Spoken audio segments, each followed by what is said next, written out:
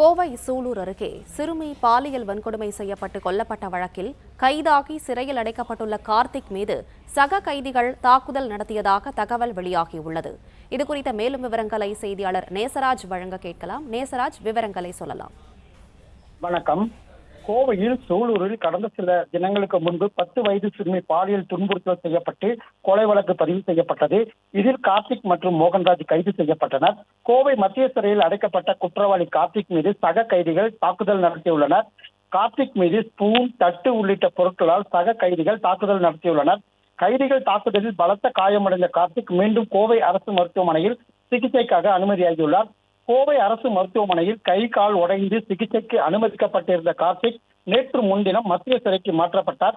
இந்த நிலையில் இன்று மீண்டும் கோவை அரசு மருத்துவமனையில் சிகிச்சைக்கு அனுமதியாகியுள்ளார் என்பது குறிப்பிடத்தக்கது. பிளே ஸ்டோர் மற்றும் ஆப் ஸ்டோரில் இருந்து பாலிமர் செயலியை QR கோடு மூலம் பதிவிறக்கம் செய்யுங்கள். செய்திகளை உடனுக்குடன் பெறுங்கள்.